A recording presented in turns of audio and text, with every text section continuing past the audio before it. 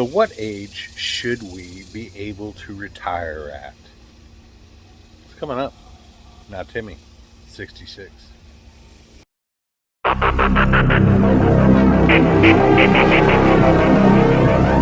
So a little disclaimer, this video was inspired by Sarasota Tim, who really opened up my eyes to what I call the scam of retiring at 65 or 67 as opposed to taking your retirement at age 62.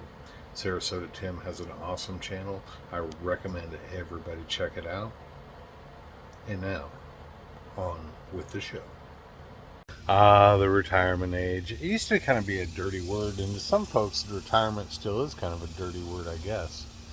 But, okay, we can retire at, what, 62 and begin collecting our Social Security? And then we can continue through until at least 65 or 67 or even 70, and then you get more from Social Security because you continue to work, right? But you continue to get older as well. I've been doing a lot of research on Social Security retirement, and I don't really like what I see. I mean, I understand why they tell you that you can make $300-400 or more if you wait instead of retiring at 62 and then retiring at 65 or 67. It's because they keep more money in the bank because you're not drawing on it, right?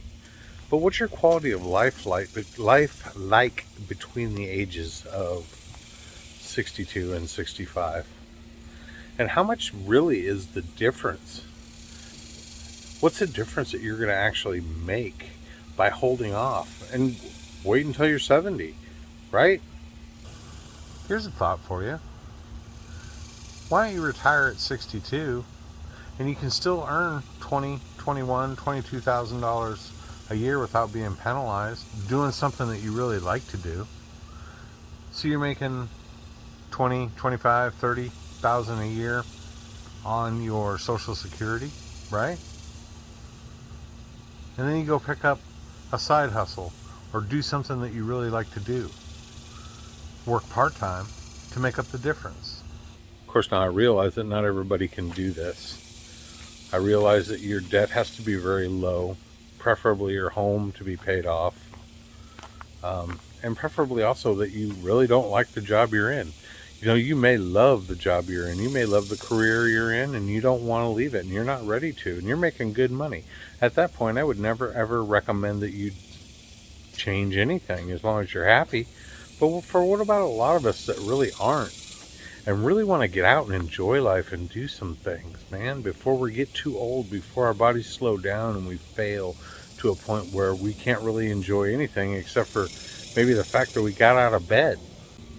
I'm just saying that why don't we have time to enjoy the fruits of our labor? I mean, you started working when you got out of college, or you started working right out of high school.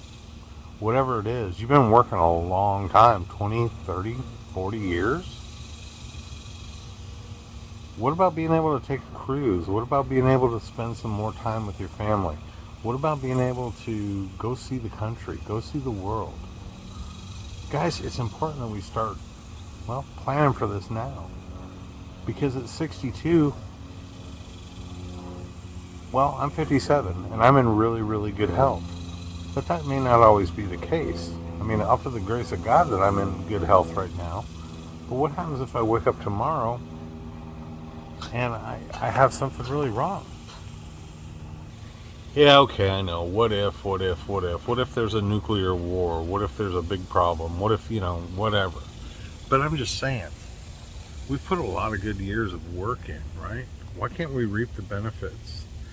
I mean, there's other ways of doing it. And I think it's a scam.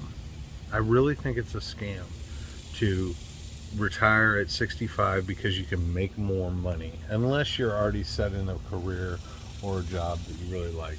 Here's why I feel that the what I would call basically a scam, but it's called an incentive to keep working until you're 65 or 67 or 70 is, I don't know. a scam. It's not an incentive to me. If I'm 62 years of age and I'm in full good health and my finances are in order, say I don't owe anything on my house, say my cars are paid, I don't have a lot of debt, right? That's one thing that you need to work for before to make this happen, so you can live comfortably. But I'm still in good health. I looked it up. The difference between me retiring at 62 as opposed to 65 or 67, the difference in what I'd get paid is about $250 to $300. So you say, well, Tim, that's an extra $300 in my pocket every month, right? And, you know, that does add up. If you think about the difference, what is 62 to 65 is 3 years. If you times that by that amount of money, you know, that's a lot more money, right? Is it? Is it really? Or is it better to retire at 62 at the lower amount that you're going to get? Still making $20,000, $30,000, $40,000 a year. And on top of that, the government allows you, sorry for these bugs out here, the noise and everything, I apologize. But the government allows you to make a certain amount over and above what you're bringing in on your Social Security. And you can do what you like. You can get out of that office cubicle. You can get out of, I don't know, what you hate you're doing. And you can get into what you like to do. Say you like to golf, go work at a golf course. There's plenty of side hustles and gigs that you can do where you can get out and still stay active, still work, and still make a decent income. But you're not working all the time. You're not tied to that desk. You're not tied to that corporation any longer, right?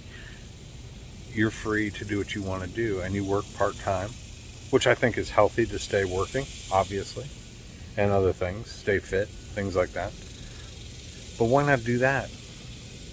And be able to take those cruises and to be able to have some more time to really live your life. I mean, the difference between age 62 and 65 health-wise can be really big. A lot of things can happen. Why not retire where you're young enough to enjoy and reap some of the rewards? That's all I'm saying. It just seems to make sense to me. If you think I'm wrong, let me know. But it just makes more sense to me to do it that way. It makes more sense for me in the long run. And I'm going to go into detail about what my plans are. I was actually pretty excited when I looked up what my Social Security benefit's going to be, compiled with that with my wife, and the fact that we'll have this house paid off and other things along those lines. I'm not going to say we're going to be on Easy Street and making $1 million, but you know what, guys? The hearse isn't dragging a trailer behind with all your stuff. You can't take it with you. It's just food for thought. Just food for thought.